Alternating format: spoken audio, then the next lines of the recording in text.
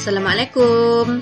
Hai murid-murid tahun 6. Apa kabar murid-murid tahun 6 pada hari ini?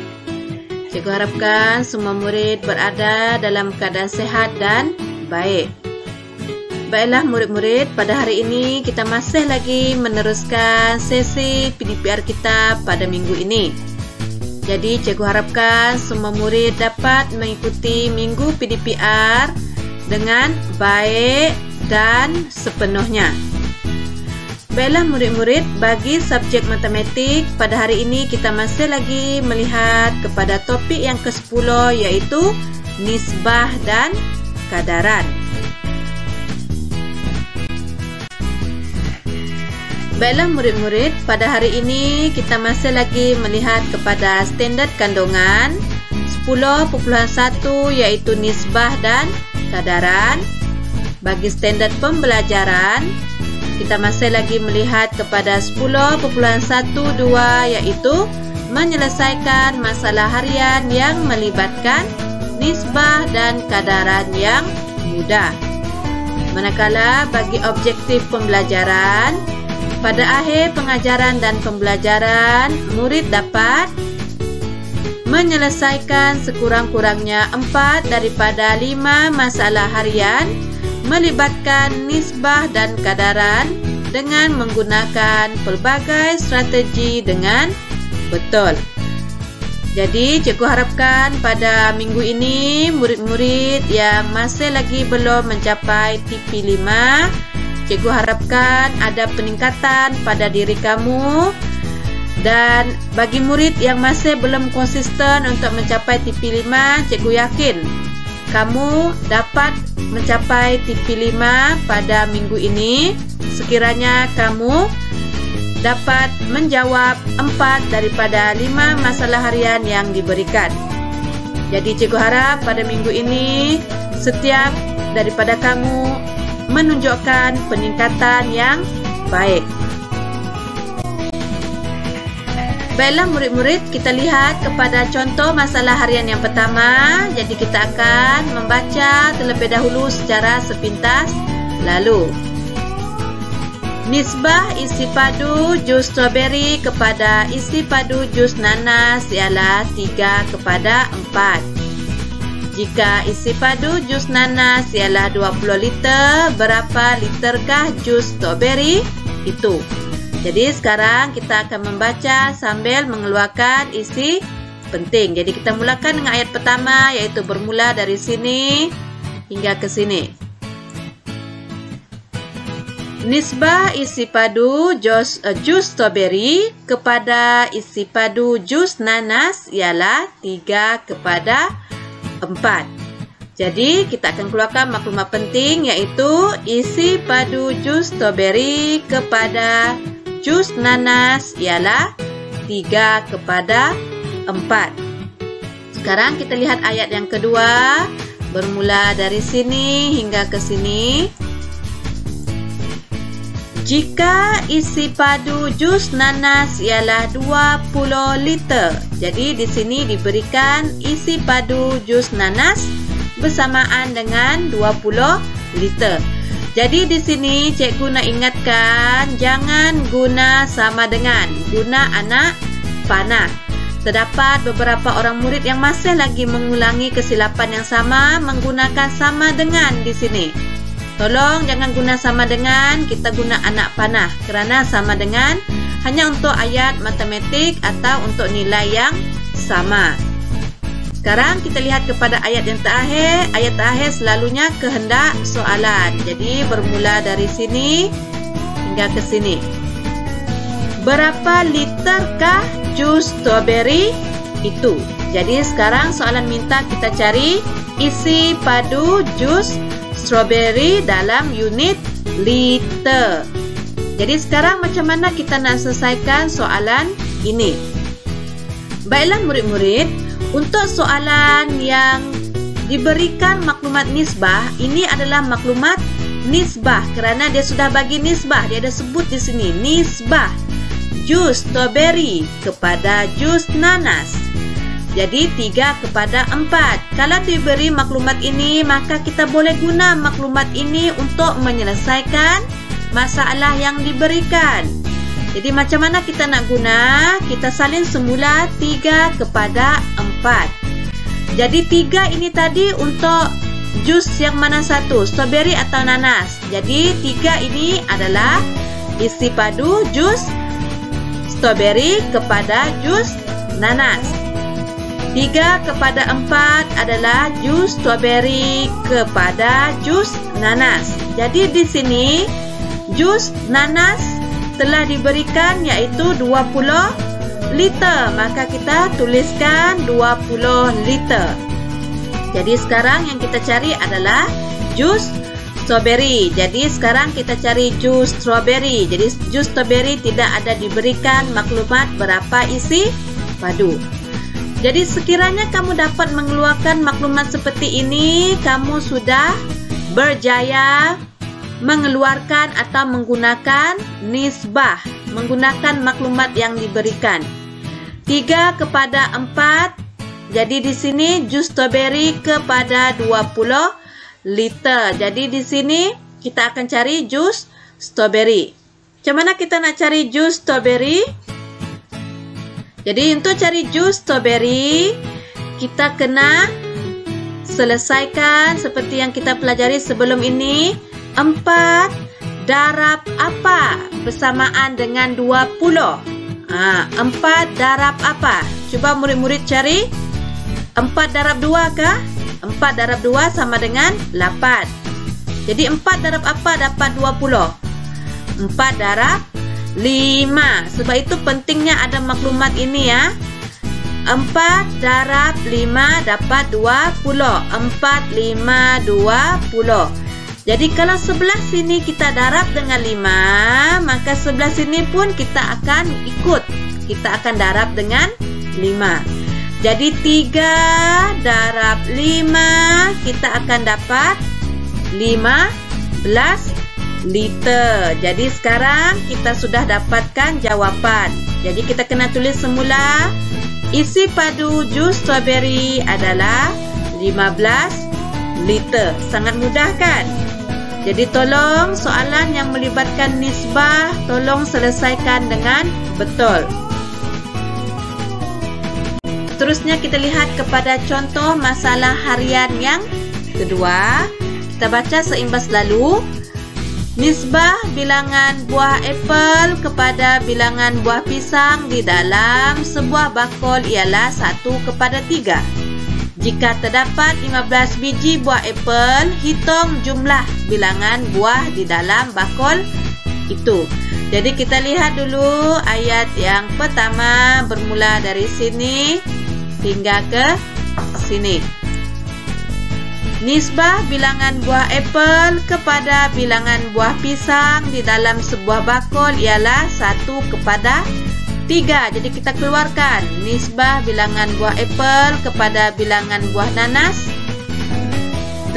Nisbah bilangan buah apel kepada bilangan buah pisang ialah 1/3. Sekarang kita lihat kepada ayat yang kedua. Bermula dari sini hingga ke sini. Jika terdapat 15 biji buah apel. Jadi di sini sudah diberikan maklumat. Jika terdapat 15 biji buah apel, jadi bilangan buah apel ada 15 biji. Jadi ayat yang terakhir, hitung dari sini hingga sini, hitung jumlah bilangan buah di dalam bakul itu. Jadi soalan ini minta jumlah bilangan buah di dalam bakul itu. Jadi berapa bilangan buah yang terdapat dalam bakul itu? Jadi kita kena cari selepas ini jumlah bilangan buah dalam unit biji. Jadi macam mana kita nak selesaikan? Jadi di sini ada diberikan maklumat nisbah. Jadi ini maklumat nisbah. Jadi kita keluarkan Kemudian kita mesti tahu 1 ini untuk yang mana 1, 3 untuk yang mana 1. Jadi 1 bahagian ini adalah untuk bilangan buah apple dan 3 ini adalah untuk bilangan buah pisang. Jadi kamu kena tahu, jangan tertukar kedudukan. Pastikan 1 ini untuk bilangan buah apple dan 3 ini adalah bahagian untuk bilangan buah pisang.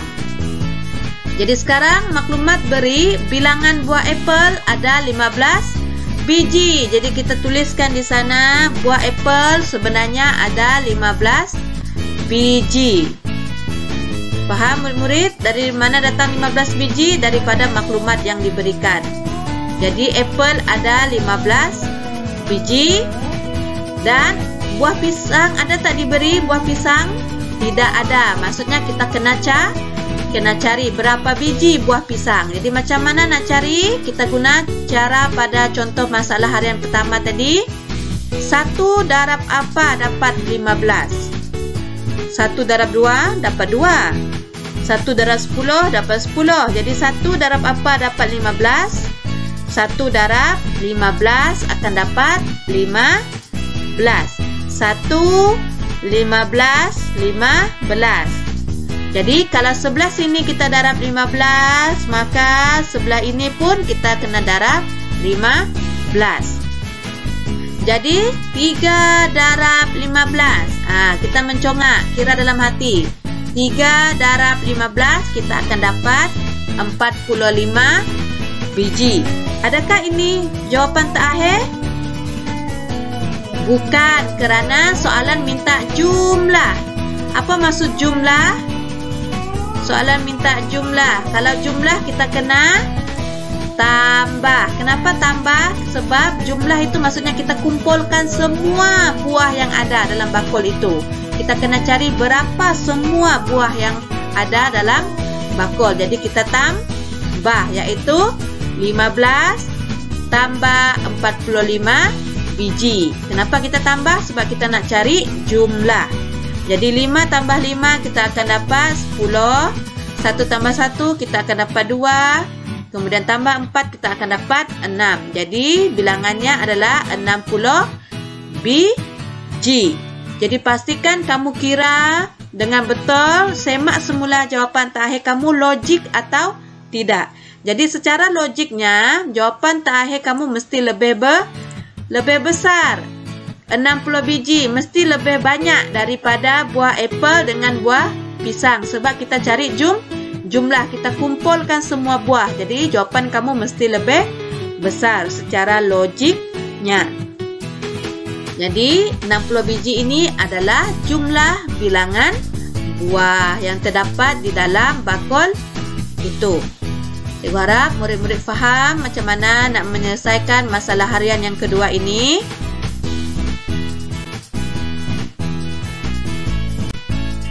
Baiklah murid-murid, sekarang kita lihat kepada contoh masalah harian yang ketiga. Kita baca seimbas lalu. Panjang dan lebar sebuah segi empat tepat masing-masing ialah 5 cm dan 6 cm. Apakah nisbah panjang segi empat tepat kepada perimeter segi empat tepat itu? Jadi kita baca semula sambil menggariskan maklumat penting. Jadi ayat pertama bermula dari sini hingga sini. Panjang dan lebar sebuah segi empat tepat masing-masing ialah 5 cm dan 6 cm. Jadi macam mana kita nak keluarkan maklumat ini? 5 cm ini untuk yang mana satu? Untuk yang panjang atau lebar? Jadi kena faham, kalau ada perkataan masing-masing, jadi maksudnya kamu kena tentukan 5 cm ini adalah untuk panjang, bukan untuk lebar, kerana 5 cm disebut dulu dan ayat ini panjang yang disebut dulu. Jadi maksudnya 5 cm adalah untuk panjang dan lebar adalah 6 cm, kerana 6 cm disebut kemudian, jadi ia adalah untuk lebar. Tak boleh tukar, tak boleh 5 cm jadi lebar, 6 cm jadi panjang. Tak boleh. Kita mesti ikut urutan. Sebab dia sebut panjang dulu, Jadi maksudnya nombor ini adalah untuk panjang 5 cm. Kemudian dia sebut lebar, jadi yang 6 cm ini untuk lebar. Sekarang kita lihat ayat yang kedua. Dari sini hingga yang sini, ayat yang terakhir adalah kehendak soalan. Jadi, apakah nisbah panjang segi 4 tepat kepada perimeter segi 4 tepat itu? Jadi, soalan ini minta kita cari nisbah. Kalau soalan sebelum ini, nisbah sudah diberi. Tapi untuk masalah harian yang ketiga ini, kamu yang kena cari nisbah itu. Jadi, sekarang apa yang perlu kita buat? Bagi memudahkan kita melihat panjang dan lebar, sebab ini melibatkan bentuk segi 4 tepat. Jadi kamu boleh lukis seperti ini, segi 4 tepat. Jadi sisi mana kita panggil panjang? Yang mana kita panggil panjang? Adakah murid-murid masih ingat lagi? Sisi mana satu kita panggil panjang? Sisi yang ini. Sisi yang bertentangan dengan kamu adalah sisi kita panggil sebagai panjang. Jadi kalau di sini panjang, maka sisi yang bertentangan dengannya pun dipanggil panjang. Ini panjang, ini panjang. Sisi ini kita panggil panjang. Dan yang mana satu lebar? Lebar adalah sisi yang berada di kanan dan kiri. Jadi ini kita panggil lebar dan ini kita panggil lebar. Jadi kita boleh masukkan maklumat panjang tadi bersamaan dengan 5 cm dan lebar bersamaan dengan 6 cm. Kemudian kita kena buat apa? Kita tengok balik kehendak soalan. Kehendak soalan minta kita cari nisbah panjang segi 4 tepat. Jadi panjang ini memang sudah diberikan, iaitu bersamaan dengan 5 cm. Panjang memang sudah ada. Sekarang kita nak cari perimeter. Jadi apa maksud perimeter? Adakah murid-murid masih ingat? Perimeter maksudnya apa? Perimeter ialah jumlah ukuran semua sisi. Apa maksud jumlah? Jumlah maksudnya kita tambah semua sisi. Itu maksud perimeter. Murid-murid kena ingat maksud perimeter ialah kita tambah semua sisi yang ada. Sisi yang paling luar kita tambah. Jadi sekarang kita tambah. Jadi di sini kita hanya tahu 2 sisi sahaja ukuran dia. Ini 5 cm, ini 6 cm. Jadi sisi ini berapa? Pun 5 cm sebab dia bertentangan dengan sisi 5 cm ini. Jadi secara logiknya ini pun 5 cm. Dan yang ini berapa cm? 6 cm. Jadi semua sisi kita dah tahu ukurannya berapa. Jadi sekarang kita akan cari jumlah. Jadi macam mana nak cari jumlah ukuran semua sisi ini? Jadi kita tambah. Jadi perimeter segi 4 tepat adalah 6 cm tambah 5 cm tambah 6 cm tambah 5 cm. Jadi kita tambah ke semua sisi ini untuk cari perimeter. Jadi bersamaan dengan 22 cm. Jadi sekarang perimeter pun kita sudah tahu, yaitu bersamaan dengan 22 cm. Jadi murid-murid kena ingat perimeter maksudnya jumlah semua sisi. Kita tambah semua sisi yang ada. Jadi segi 4 tepat ini ada 4 sisi. Jadi kita kena tambah ke semua keempat sisi ini, maka kita dapat 22 cm. Jadi sekarang barulah kita jawab kehendak soalan. Jadi nisbah panjang segi 4 tepat kepada perimeter. Jadi kita tulis dulu berapa panjang dia, yaitu 5 kepada, datang daripada mana 5 ini? Daripada maklumat yang diberi, yaitu panjang bersamaan dengan 5 cm. Jadi panjang ini kita letak 5 sahaja, tak ada unit nisbah tak boleh letak unit. Kepada perimeter. Jadi berapa perimeter tadi? 22 cm. Jadi kita tulis 22 sahaja. Jadi jawapannya adalah 5 kepada 22. Jadi pastikan jawapan kamu logik. Pastikan panjang ini bukan 6 cm yang kamu ambil, sebab 6 cm tadi untuk lebar. Jadi pastikan panjang itu adalah 5 cm. Kemudian perimeter logiknya mesti lebih besar, 22 cm. Sebab apa lebih besar? Sebab kamu cari jumlah. Jadi sepatutnya jawapan yang kamu dapat itu lebih besar.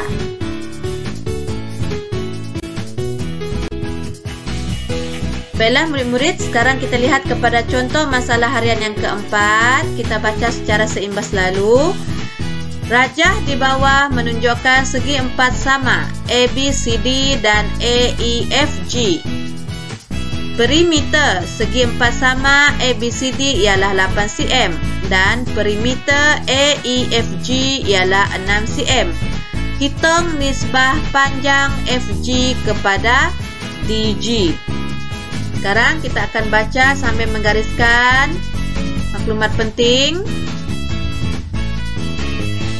Baiklah, kita mulakan dengan ayat yang pertama, bermula dari sini hingga sini. Rajah di bawah menunjukkan segi empat sama A, B, C, D. Jadi pastikan kamu tengok betul-betul dulu. Mana segi empat sama A, B, C, D? Ini kan A, B, C, D. Maksudnya inilah segi empat yang pertama, A, B, C, D, yang kecil ini. Paham? Jadi ini segi empat sama A, B, C, D. Cikgu padam semula supaya kamu tak keliru.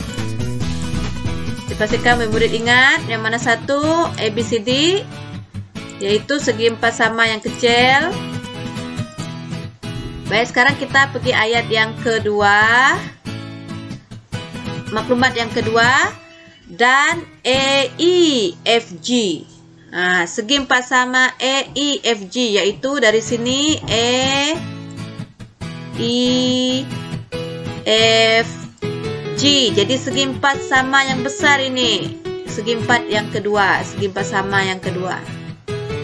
Jadi ini A, E, F, G. Jadi ada dua segi empat sama dalam gambar rajah ini. Maksudnya segi empat sama ini bertimpa. A, B, C, D ini di dalam segi empat sama A, E, F, G. Baik, sekarang kita lihat ayat yang kedua. Bermula dari sini hingga sini. Perimeter segi empat sama A, B, C, D ialah 8 cm. Dan perimeter A, E, F, G ialah 16 cm. Jadi kita keluarkan perimeter A, B, C, D bersamaan 8 cm dan perimeter A, E, F, G bersamaan 16 cm. Sekarang kita lihat ayat yang terakhir, iaitu kehendak soalan. Bermula dari sini hingga sini. Hitung nisbah panjang FG kepada DG. Jadi kamu kena cari berapa nisbah FG kepada DG. Jadi untuk soalan ini kita kena cari nisbah juga. Maklumat nisbah tidak diberikan. Jadi macam mana kita nak selesaikan masalah ini? Baiklah murid-murid, pada contoh masalah harian yang ketiga kita telah pelajari tentang perimeter kan. Apa itu perimeter? Perimeter maksudnya kita tambah ke semua sisi bentuk itu kan. Jadi untuk soalan ini perimeternya sudah diberi. Maksudnya dia sudah beri jumlah untuk kamu, yaitu perimeter ABCD. Maksudnya segi empat yang kecil ini.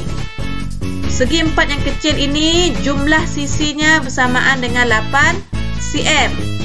Jadi kita nak cari berapa pula ukuran setiap ini. BC ini berapa panjang, CD ini berapa panjang, AD berapa panjang, AB berapa panjang. Jadi macam mana kita nak cari ukuran setiap sisi ini? Cikgu ada sebut kata kunci setiap.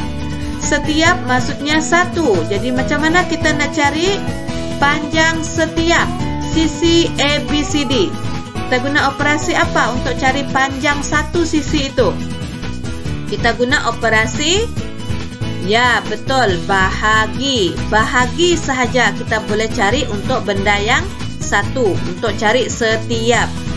Jadi apa bahagi apa? Jadi kita tahu jumlah tadi bersamaan dengan 8 cm. Sebab perimeter ini maksudnya jumlah sisi. Jadi jumlahnya adalah 8 cm. Kita bahagi kepada ada berapa sisi segi 4 sama ini? Ada 4 sisi. Jadi kita bahagi 4. Kenapa kita bahagi 4? Sebab kita nak cari setiap sisi. Jadi semua sisi ini ada 4. Jadi kita bahagi dengan 4. Jadi 8 bahagi 4 bersamaan dengan 2 cm. Ini sangat senang nih bahagi nombor yang kecil. 8 bahagi 4 akan dapat 2. Jadi macam mana nak semak? Kamu terbalikkan. 2 darab 4 akan dapat balik 8. Jadi itu cara semak dengan cepat. Baik, sekarang maksudnya setiap sisi ini panjangnya 2 cm. Jadi AD 2 cm, DC 2 cm, BC 2 cm, AB pun 2 cm. Jadi kita sudah dapat panjang setiap sisi. Macam mana nak semak betul atau tidak? Kamu tambah semula. 2 tambah 2 akan dapat 4. 4 tambah 2 akan dapat 6. 6 tambah 2 akan dapat 8. Jadi kamu akan dapat balik perimeter yang diberi tadi, iaitulah 8. Jadi sekarang kita cari sisi untuk yang segi 4 yang besar ini. Caranya sama juga. Kita cari panjang setiap sisi AEFG. Jadi 16 cm kita bahagi 4. Sebab segi 4 sama ini ada 4 sisi. Jadi 16 bahagi 4 kita akan dapat 4 cm. Jadi macam mana nak semak sama ada betul ke 4 cm? Kamu darabkan dari belakang. 4 darab 4 kita akan dapat 16 semula. Jadi betul lah jawapan hasil bahagi ini adalah 4. Jadi maksudnya di sini panjang setiap sisi ini 4. Jadi A ke G 4 cm, E ke F pun 4 cm, F ke G pun 4 cm dan A ke E pun 4 cm. Jadi macam mana nak semak betulkah panjangnya 4 cm? Tambah semula. 4 tambah 4 dapat 8, 8 tambah 4 dapat 12, 12 tambah 4 ini akan dapat 16 semula, iaitu jumlah sisi AEFG. Jadi sekarang FG kita dah dapat. Sebab tadi kita nak cari nisbah panjang FG kepada DG. Jadi FG kita dah dapat. Jadi nisbah panjang FG kepada DG bersamaan dengan 4. Kita dah dapat 4. Tapi DG kita tahukah? Belum. Kita belum dapat DG sebab 4 cm ini adalah panjang dari A ke G. 2 cm ini pula panjang dari A ke D. Jadi macam mana nak cari D ke G? Jadi bersamaan dengan berapa sentimeter? Jadi macam mana kita nak cari? Kita guna operasi. Ya, betul. Kita guna operasi tolak, bukan tambah. Kalau tambah kita dah cari jumlah makin panjang. Kita nak cari berapa untuk D ke G. Jadi kita tolak. Jadi apa tolak apa? A ke G iaitu 4 cm. Kita tolak A ke D. Jadi baki yang tinggal nanti adalah panjang dari D ke G. Jadi panjang DG bersamaan dengan 4 cm tolak 2 cm. Maka kita akan dapat 2 cm. Jadi macam mana nak semak? Kamu tambah semula. 2 cm A ke D ini tambah balik dengan D ke G iaitu 2 cm. 2 tambah 2 kamu akan dapat balik panjang yang asal A ke G iaitu 4 cm. Jadi betul lah panjang DG adalah 2 cm. Jadi jawapannya adalah 4 kepada 2. Jadi cikgu harap murid-murid menjawab ikut kehendak soalan. Jangan berhenti selagi kamu belum jawab kehendak soalan. pastikan jawapan kamu itu memang betul, memang mengikut apa yang diminta oleh soalan.